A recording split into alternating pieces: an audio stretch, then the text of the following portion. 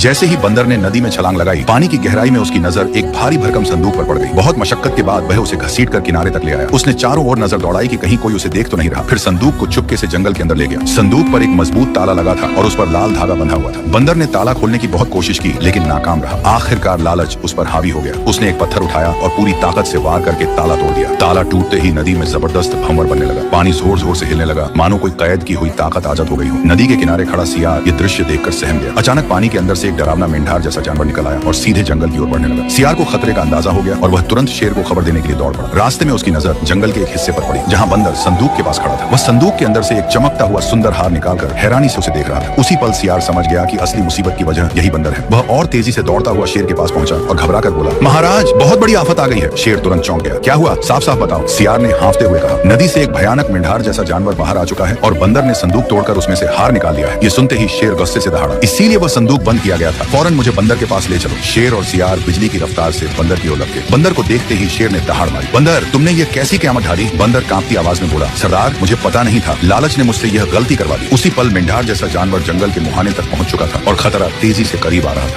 मेंढारे जानवर अब जंगल की सीमा तक आ पहुंचा था। वह गरजते हुए बोला, सदियों बाद मैं कैद से निकला हूँ, अब कोई मुझे रोकने वाला नहीं। यह कहते ही वह जोर जोर से ठहाके लगाने लगा, जिनसे पूरा जंगल कांप उठा। शेर ने तुरंत बंदर की ओर देखा और आदेश दिया, एक पल भी बर्बाद मत करो, संदूक को बंद करो और तुरंत नदी में वापस डाल दो, इसे मैं संभाल लूंगा। बंदर के हाथ कांप रहे थे, लेकिन वह संदूक उठाकर पूरी रफ्तार से नदी की ओर भागा। उधर मेंढारे जानवर आगे बढ़ता हुआ गरज कर बोला, शेर तुम मेरे रास्ते की दीवार नहीं बन सकते, मैं अब आजाद हूँ। उसने अपनी लंबी जीभ लहराते हुए शेर पर हमला किया, लेकिन शेर ने जमीन पर अपने पंजे जमा लिए और उसके सामने डट गया। अचानक दूर से पानी में जोरदार छपाक की आवाज आई। बंदर ने संदूक नदी में फेंक दिया था। पानी में गूंजती आवाज के साथ ही माहौल बदल गया। यह दृश्य देखते ही मेंढारे जानवर के चेहरे पर डर छा गया। वह एक कदम पीछे हटा, फिर घबरा कर मुड़ा और खुद को नदी की गहराई में झोंक दिया। कुछ ही पलों में वह पानी के भीतर गायब हो चुका था। बंदर हांफता हुआ वापस आया। शेर ने सख्त लहजे में कहा, याद रखना, आज के बाद नदी के पास भी मत जाना। बंदर ने शर्मिंदगी से सिर झुकाकर जवाब दिया, सरदार अब कभी ऐसी गलती नहीं करूंगा। सियार ने गहरी सांस लेते हुए कहा, अगर मैंने समय रहते ये सब न देखा होता तो शायद जंगल तबाह हो चुका होता। कुछ पलों तक चारों ओर खामोशी छाई रही। फिर पेड़ों पर बैठे पक्षी चहचहाने लगे, जैसे पूरा जंगल सुकून की सांस ले रहा हो। सियार ने धीरे से पूछा, क्या अब सब सुरक्षित है? शेर ने शांत लेकिन मजबूत आवाज में कहा, हाँ, जब समझदारी और बहादुरी साथ हो तो हर मुसीबत अपना रास्ता बदल लेती है। अक्ल से लिया गया फैसला ताकत से भी बड़ी ताकत बन जाता है। जब एकता और हिम्मत मिल जाए तो नामुमकिन भी मुमकिन हो जाता है।